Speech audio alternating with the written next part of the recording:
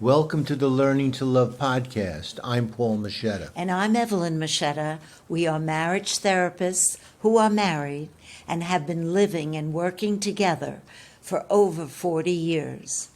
Last week we talked about the important values that partners in strong, healthy marriages identified as crucial to their happiness. First was truth, expressed as personal integrity. Being truthful and honest with one another is absolutely essential. Today we'll be describing a second core value, which is harmony, expressed as psychological order inside ourselves and between us as a couple. In therapy sessions, when we ask partners what drew them together, what attracted them to one another, they often say, among other things, that they had similar values. Asked to explain, they'll say things like, we like the same movies, we both like to travel, we both care about the environment, working out and being healthy, we both want children, family is important to us. While these shared interests are important, they don't have the emotional weight of consciously sharing a core value such as harmony.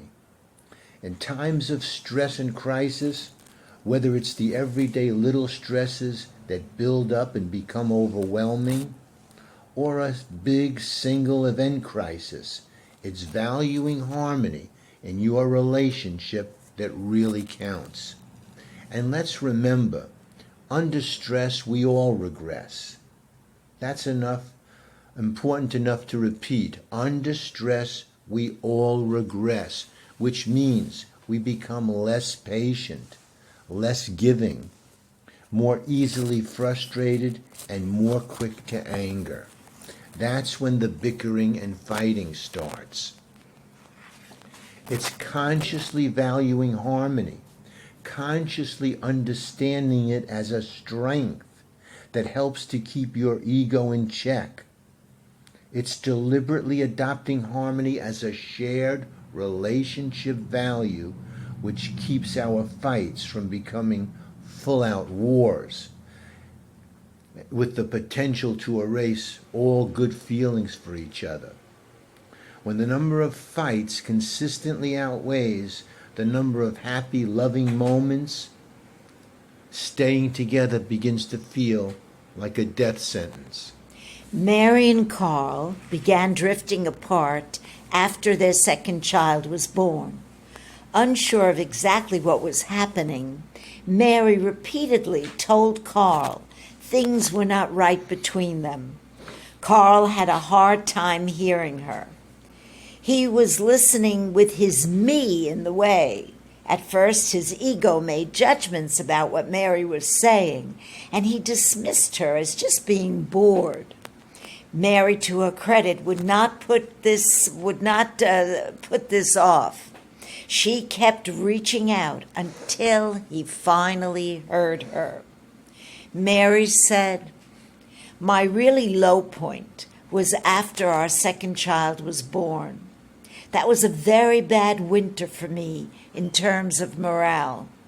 When I look back, there's no question that was the low point in my life. I had a very difficult delivery, was physically exhausted, and didn't realize what was happening. I would think over and over, what is wrong with me?" That was a time that not much was happening between Carl and me. There wasn't a lot of conflict, but there sure wasn't much of anything else.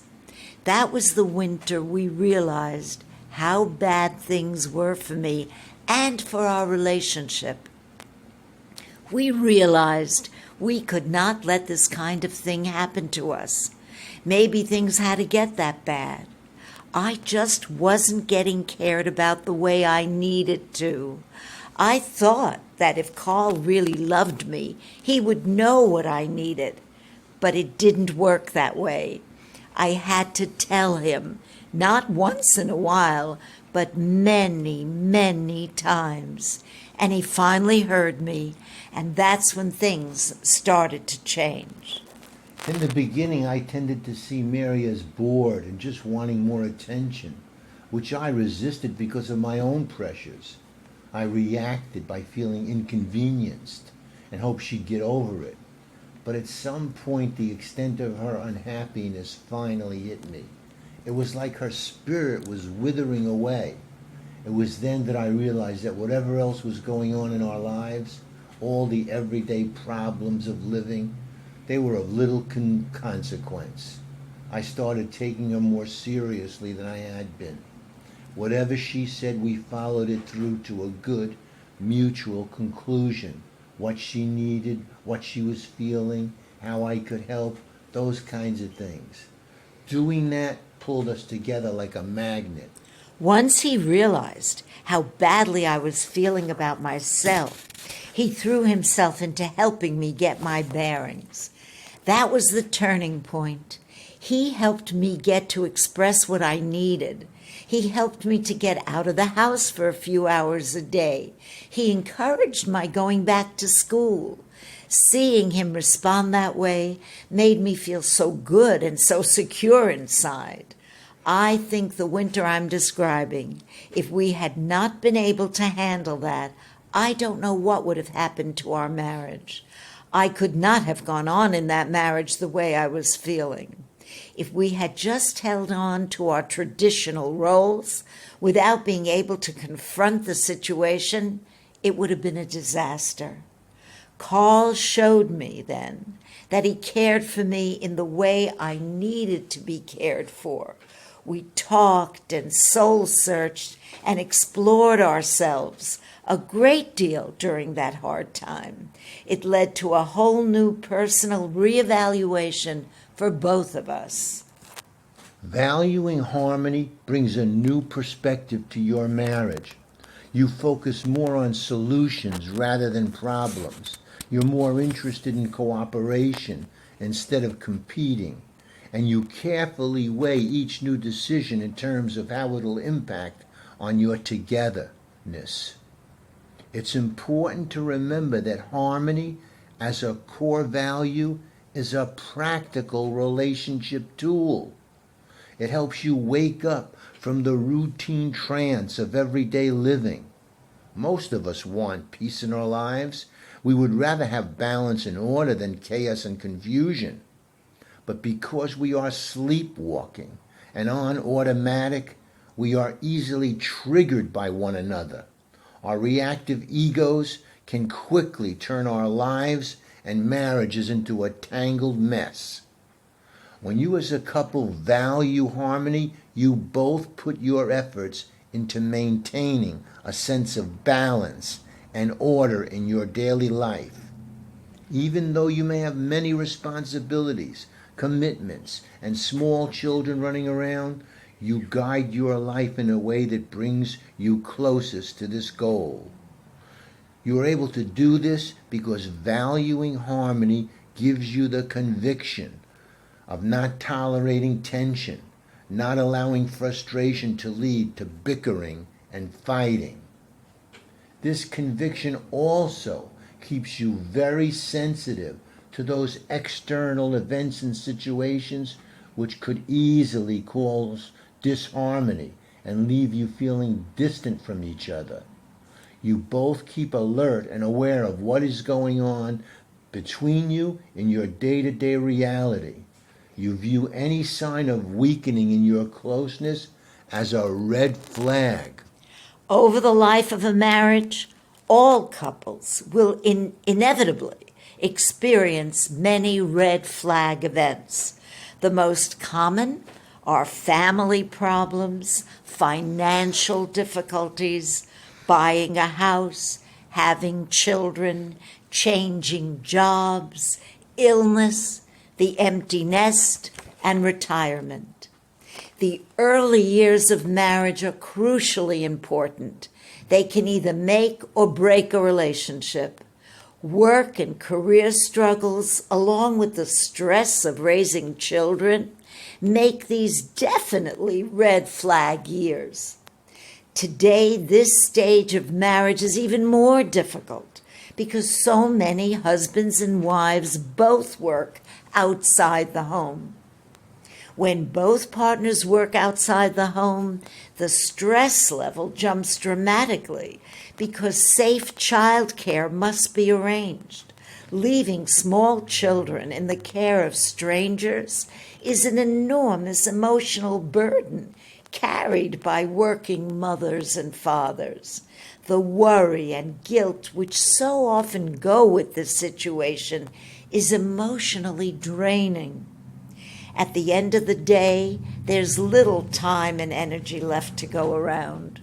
But there's still shopping and laundry to be done, meals to be prepared, bills to be paid, errands to be run, and dust piling up.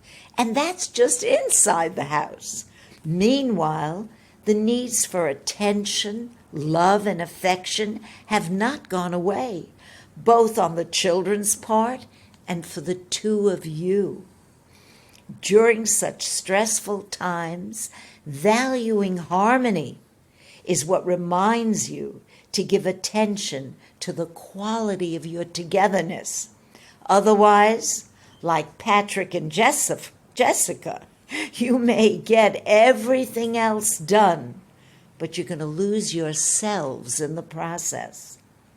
Patrick and Jessica both work full-time. He as a sales representative for a computer company, and she as an assistant bank manager. They've been married for 7 years and have 2 small children under 4 years of age.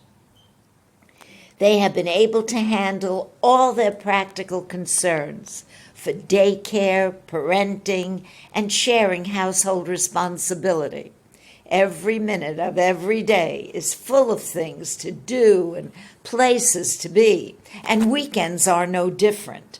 But they cooperate and they get it all done. The trouble is that somewhere along the way, according to Jessica, they, quote, stopped being a couple. We're really more like roommates. Sometimes it feels like brother and sister, and very little like husband and wife. Unlike some other couples in their situation, Patrick and Jessica were able to cooperate together and get household tasks done. But because harmony between them as a couple was not a conscious value, they drifted apart emotionally, sexually, and spiritually.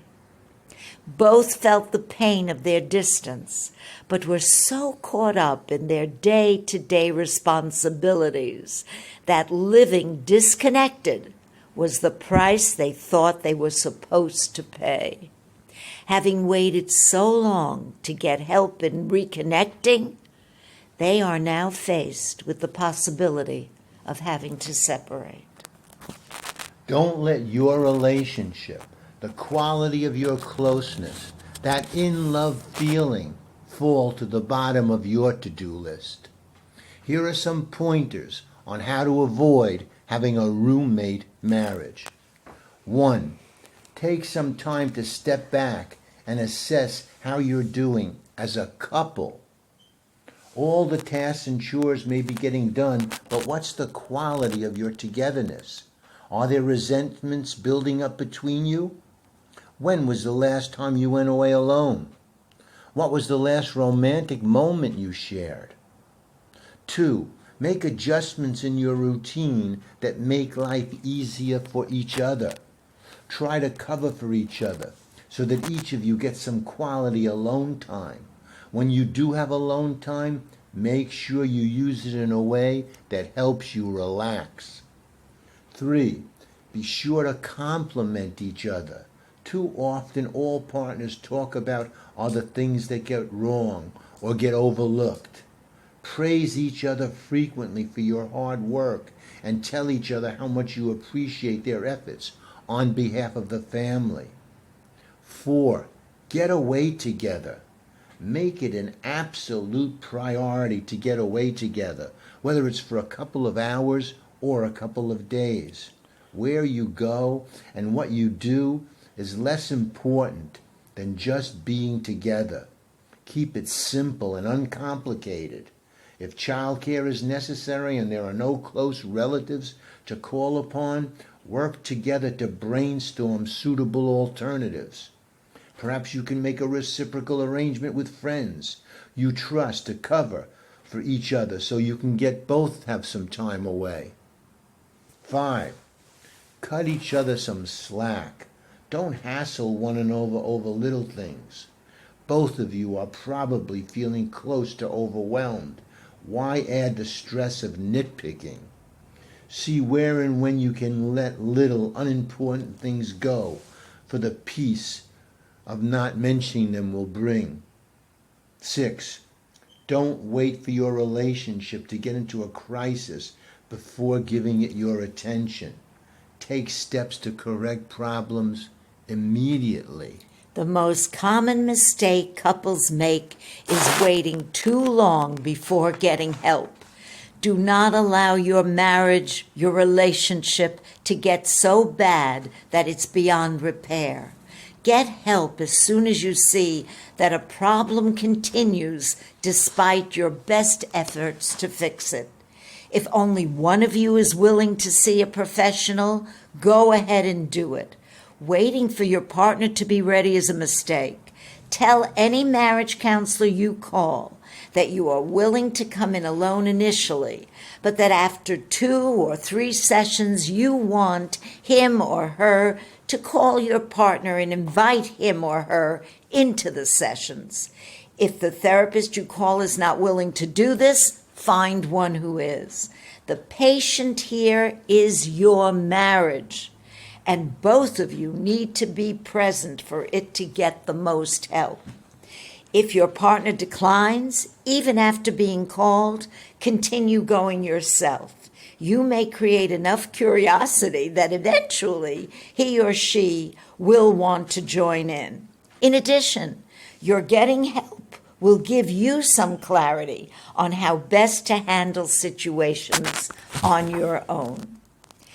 When we as partners are able to create harmony between us, the whole family benefits.